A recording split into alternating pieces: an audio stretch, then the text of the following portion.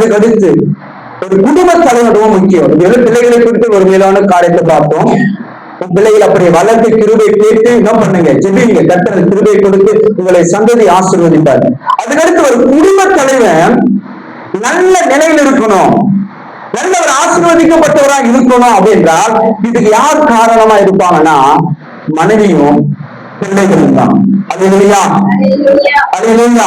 நல்ல கவனிச்சு கொள்ளுங்க சகோதரனே, சகோதரர் நல்ல கவனிச்சு கொள்ளுங்க. ஒரு குடும்ப தலைவன் மனம் உடைஞ்சி கண்ணீரில துன்பத்துல இருப்பதற்கு பெரும்பான்மை யார் காரணமாக்குறாங்க? மனைவியா இருக்கிறாங்க, பிள்ளைகளா இருக்கிறாங்க.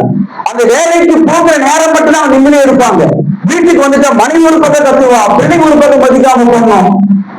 அவருக்கு என்ன பண்றதுன்னு என்ன பண்றதுன்னு தெரியாம போயிடுது.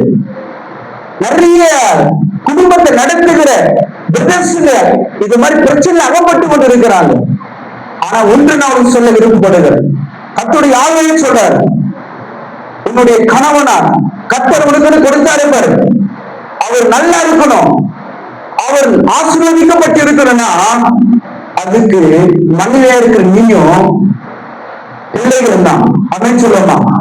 இங்க நிறைய வாழை பிள்ளைங்க இருக்கிறீங்க, உங்களுக்கு சத்தியம் வரும், அடுத்தடுத்து வருது. ஆனா உங்க அப்பா நல்லா இருக்கணும், உனக்காக கஷ்டப்படுறாரு, உழைக்கிறாரு, அவர் நல்லா இருக்கணும், சமுதாயத்தை தலை நிமிர்ந்து நிற்கணும், ஒரு கடன் இல்லாம ஒரு கஷ்டம் இல்லாம அவர் நல்லா இருக்கணும்னா பிள்ளைகளா இருக்கிற வீட்டுக்கு அது இருக்கிறது. அது இல்லையா? அது இல்லையா? ஒரு சம்பவத்தை நான் சொல்றேன். யாத்திராகமம் 4வது அதிகாரம் 18ஆம் வசனம் 18ல இருந்து 26 வரை நீங்க படித்துக் கொள்ளுங்க. நல்ல ஒரு சம்பவம் இருக்குது, வீட்டுல படித்துக் கொள்ளுங்க. யாத்திராகமம் 4வது அதிகாரம் 8ல இருந்து 26 வரை ஒரு சம்பவம் சொல்லப்பட்டிருக்குது. கர்த்தர் மோசேயை அழைச்சாரு, அழைச்சிட்டு நீ எங்க போறேன்னு சொல்றாரு, எகிப்துக்கு போன்னு சொல்றாரு. அதாவது இந்த சம்பவத்துக்கு முன்னாடி யாத்திராகமத்துல நடக்குது. என் ஜனங்களை விடுதலை ஆக்கிட்டு வான்னு சொல்றாரு. இப்ப மோசே என்ன பண்றாருன்னா தன் மாமனார் இடத்துல என்ன பண்றாரு, விஷயத்தெல்லாம் சொல்லிட்டு அவர்கிட்ட உத்தரவை கேட்டு எங்க போறாரு, எங்க போகிறாங்க, எகிப்துக்கு வருகிறாங்க. மோசேயும் அவனுடைய மனைவியும் வருகிறாங்க. வரும்பொழுது கர்த்தருடைய கோபம் யாரு மேல வந்துடுச்சு, மோசே மேல வந்துடுச்சு. உடனே மனைவி பார்த்தாங்க, தன்னுடைய மகனுடைய முடி தோல அறுத்து அப்படி போடுறாங்க மோசேக்கு முன்னாடி. இவன் யாரு? ரத்த சம்பந்தமான புருஷன். கர்த்தர் அந்த சீனாய் மலையில மோசைகிட்ட சொல்றாரு, வாரம் மட்டும் பேசுறாரு, என் ஜனங்க எகிப்துல அடிமை நிலத்துல இருக்கிறாங்க, 400 வருஷம் அடிமையா இருக்கிறாங்க, நீ அங்க போ, நான் உன்னை கொண்டு அவர் விடுதலையாக்கி அனுப்பி சொல்றாரு. எவ்வளவு காரியத்தை மோசடி சொல்றாரு. அத்தனை காரியம் நடக்குது. மோசடியில பல அவங்க என்ன பண்ணல, ஃபர்ஸ்ட் கர்த்தர் சொல்ற காரியத்துக்கு கீழ்ப்படியில.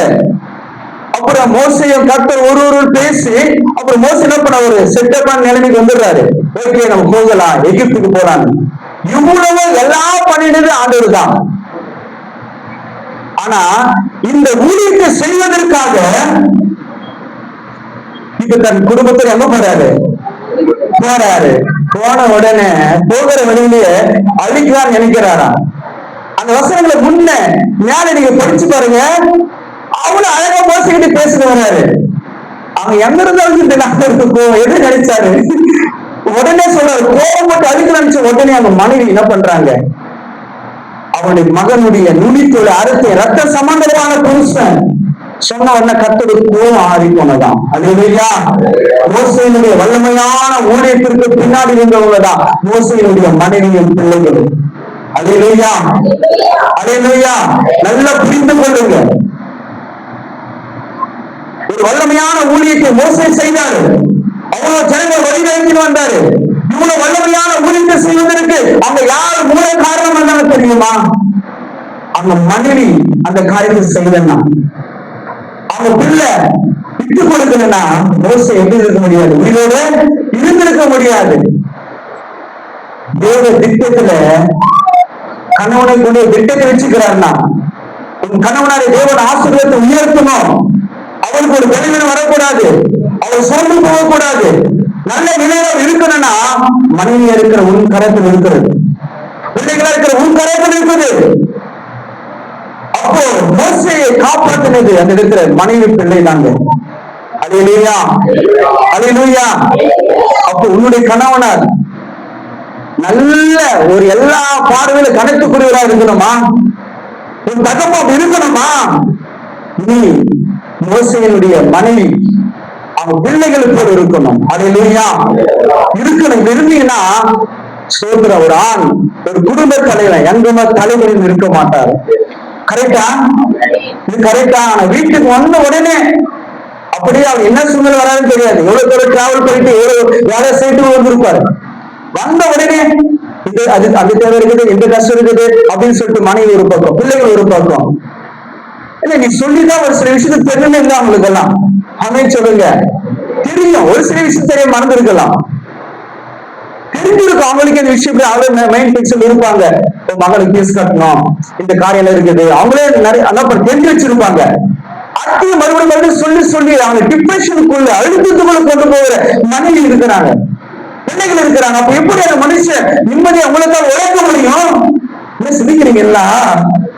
குத்துதோ குத்துட்டோம். எப்படி சொல்ற ஆண்டவரு அவர் வார்த்தை இருக்கிறோம், கரும்பு பட்டையும் அது குத்தும், அணுக்களை கணுக்களையும் உள்ள போய் என்னென்ன பண்ணுமோ பண்ணிடும். அது நிறைவே சொல்லுவாரு, கண்களை நொறுக்கத்தக்கதான வார்த்தை, சுமட்டி போல கத்துடைய வார்த்தை. அது வார்த்தை நெருப்பு போல. சங்கீதக்காரர் சொல்றாரு, கால்களுக்கு தீபம் பாதைக்கு வெளிச்சம். மனுஷன் 54 மாத்திரம் இல்லை, அவர் வாழ்ந்த பிறக்கிற ஒவ்வொரு வார்த்தை பிறப்பான் அப்படின்னு சொல்லுமா. அப்ப அந்த வார்த்தை வர சொல்ல நம்ம எங்க விழுந்துக்கிறோம் என்பது அது காட்டுதான் கொடுக்கும். நீ யார் என்பதை காட்டும். எப்படியாப்பட்ட மனைவியா இருக்கிற, நீ எப்படியாப்பட்ட கணவனா இருக்கிற, எப்படியாப்பட்ட பிள்ளையா இருக்கிற என்பது வசனம் காட்டி கொடுக்கும். ஏன்னா அது கண்ணாடி போல. கண்ணாடி முன்னாடி என்ன தெரியுமா? உன்னை காண்பிக்கிறது இல்ல. அதுபோல வேத வசனம், நீ யாரு, நீ எங்க விழுந்திருக்கிற, உன் குணம் என்ன, உன்னுடைய உன் பார்வை என்ன, உன் சிந்தனை என்ன, உன் பேச்சு என்ன, எல்லாத்தையும் காண்பிச்சு கொடுக்கிறோம். அப்படி உன்னை குற்றப்படுத்துறதுக்காக இதெல்லாம் சொல்றாரு ஆண்டவரு இல்ல. என் பிள்ளை என்னுடைய ஆசீர்வாதத்தை பெற்றுக் கொள்ளாம தவிச்சு கொண்டு இருக்கிறாங்க, என் வழியில நடக்கல அப்படின்னு சொல்லி நம்ம உணர்வு அடைந்து திரும்பி வருவதுக்கு தான் ஆண்டவர் பேசுறாரு. நீ பாவி நீ பாவி அப்படின்னு சொல்லி நம்ம புறக்கணிக்கிற மாதிரி இல்ல, அப்படி பேசல ஆண்டவர். அப்படின்னு சொல்லுவோமா? அப்ப அவர் வலிமையான ஊழியம் செய்ததுக்கு காரணம் மோசே தன்னுடைய மனைவி பிள்ளைகள் தான். அப்படின்னு சொல்லுவோமா? அப்ப உங்க அப்பா நல்லா இருக்கணுமா? இன்னைக்கு முடிவு, எங்க அப்பாவோட சப்போர்ட்டா இருப்பேன், என் கணவன் சப்போர்ட்டா இருப்பேன்னு சொல்லி ஒரு முடிவு எடுத்து நீங்க இருந்து போ. அன்பா பேசு, பழகு. எவ்வளவு கஷ்டத்திலையும் நீங்க சொல்றதெல்லாம் உள்ள வாங்கிக்கணும். அப்பா எவ்வளவு கஷ்டத்திலையும் கூட நீங்க நான் சொல்றதெல்லாம் உள்ள வாங்கிக்கணும். நீங்க செய்திருக்கிறீங்களே, ஒரு அன்பா பேசு. அப்ப பாரு அந்த ஐக்கியம், அந்த சமாதானம் தாய் தகப்பனுக்குள்ள பிள்ளைகளுக்குள்ள அந்த ஒற்றுமை வரும்பொழுது உயர்வுதான் பார்ப்பீங்க. அப்படியே சொல்லுமா? நீதிமொழிகள் புத்தகம் எல்லாருக்குமே தெரியும். நீதிமொழிகள் 31வது அதிகாரம் 2 காரியங்களை பார்த்து நம்ம ஜெபிக்க போறோம். நீதிமொழிகள் புத்தகம், நீதிமொழிகள் 31 எல்லா வீட்டுல படித்துக் கொள்ளுங்க.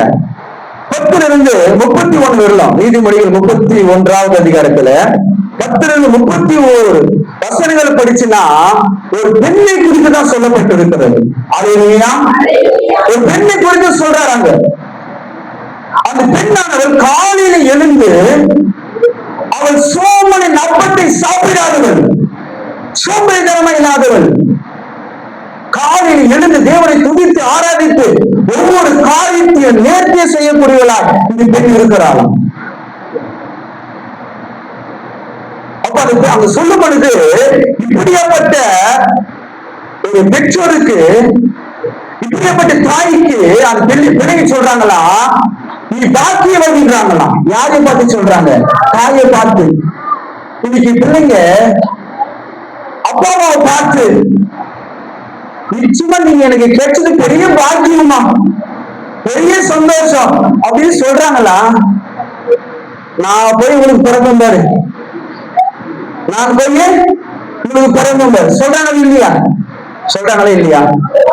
சொல்றாங்க. ஒருத்தர் நான் எல்லாரும் சொல்லல, இருக்குது இருக்குது. ஆனா இந்த இடத்துல இந்த பெண்ணுடைய பிள்ளைகளை சொல்றாங்களா, பெரிய பாக்கியவதி அப்பா இவங்க. என்ன டேலண்ட் இருக்கிறாங்க எங்க அம்மா, என்ன டேலண்ட் இருக்கிற எங்க அப்பா, எவ்வளவு ஞானமா இருக்கிறாரு. எதை பேசணுமோ அதை பேசுறாரு, எதை பேசக்கூடாதோ அதை பேச மாட்டாரு, எதை செய்யணுமோ அதை செய்வார், எதை செய்யக்கூடாதோ அதை செய்ய மாட்டாரு. சூப்பரா எனக்கு எங்க அம்மா கிடைச்சிருக்கிறாங்க, சூப்பரான அப்பா கிடைச்சிக்கிறாங்க அப்படின்னு சொல்லி பாரு உங்க பிள்ளைங்க மாத்திக்கிறாங்களா? யாராவது கை உயர்த்து பார்க்கலாம். கொஞ்சம் இல்ல இயேசுப்பா ஸ்தோத்திரம் ஹல்லேலூயா சொல்லிக்கிறாங்களா? சொல்லுங்கல்ல. அப்போ நம்ம பிள்ளைகளுக்கே முன்மாதிரியா நடக்கல, அப்படி குத்துது. பிள்ளைகளுக்கே முன்மாதிரியா நடக்கல, அவங்க சொல்ல முடியல வாய் திறந்து. ஆனா இந்த பெண்ணுடைய பிள்ளைக்கு சொல்றாங்க, கணவன் சொல்றாரு அல்லேலூயா. அவர் பிள்ளைகள் எழுதி அவரை பார்த்து அவர் புருஷன் அவரை பார்த்து ஏழு பெண்கள் குணசாலிகள் நீயோ அவர்கள் எல்லாருக்கும் மேற்பட்ட ஒரு பெண்ண பிள்ளைகளும் விடல, கணவனாரும் விடல. அப்படின்னு சொல்லுவோமா? அப்படின்னு சொல்லுவோமா? எவ்வளவு அழகா அதெல்லாம் படிச்சா. இப்படியே நம்ம வாழ்க்கை நல்லா இருக்குல்ல. என் கணவனாரே என்ன பண்ணணும், அந்த அளவுக்கு நம்ம நடந்துக்கணும். பிள்ளைகளும் சொல்லணும். எவ்வளவு அழகா எழுதி வச்சிருக்கிறாரு பாருங்க. இதெல்லாம் படிச்சுட்டு என்ன பண்ணணும், போயிட்டு கண்ணீர் விட்டு அழுது இந்த நிலைமைக்கு என்ன மாத்தினாண்டவரு, எந்த நிலைமைக்கு, இந்த நிலைமைக்கு என்ன மாத்தினாண்டவரு கண்ணீர் விட்டு ஜெபிக்கணும். இல்ல ஒரு வேளை உபவாசம் போட்டு ஜெபிக்கணும். அப்பதான் நீ உண்மையா சொல்றா இந்த மாதிரி ஆசீர்வதிக்கப்பட்டு நான் நிற்க முடியும். இல்ல முடியாதுங்க. அமேன் சொல்லுவோமா? ஆமா சோதரம். ரெபேக்காள் கணவனாருக்கு எவ்வளவு கட்டானாங்க தெரியுமா? அவங்க முதிர் வயதுல கூட விளையாடிட்டு இருந்தாங்களாம். என்னங்க தப்பா பேசுறா? ஓகே ஓகே பரவாயில்ல. அப்ப உங்க பேரும் ஒரு ஆகட்டுங்க. நல்ல கவனிக்கணும். முதிர் வயதுல கூட விளையாடி கொண்டு இருந்தாங்க. நம் தகப்பனாக ஆபிரகாம் 2-3 மனைவிகளுக்கு திருமணம் பண்ணியிருந்தாரு. யாக்கோபும் மனைவிகள் இருந்தாங்க. ஆனா ஈசாக்குக்கு மட்டும் ஏங்க அப்படி இல்ல? ஆனா அதனால அந்த காலங்கள் ஆபிரகாம் காலம், ராஜாக்கள் காலங்கள்லாம் என்ன பண்ணுவாங்க, திருமணம் ஒன்றுக்கு மேல திருமணம் பண்ணி கொள்ளலாம். ஆனா அந்த நாட்களிலே ஈசாக்குக்கு மட்டும் ஏங்க அது மாதிரி இல்ல? கரெக்டா சொல்ற ஐயா, ஏற்ற விழா எலும்பு முதுகெலும்பு. அம்மா உன்னை தவிர என்னால வேற யாரையும் பாக்குறதுக்கு முடியாது. இருதயத்துல உன்னை தவிர ஆண்டவரை தவிர வேற யாருக்கும் இடம் இல்லை. அந்த அளவுக்கு உண்மையான உண்மையான ஒரு மனைவி கிடைச்சிட்டாங்க. நல்ல மனைவி, நல்ல கணவன் கிடைச்சிட்டான்னு தப்பான உறவுக்கு போக மாட்டான்.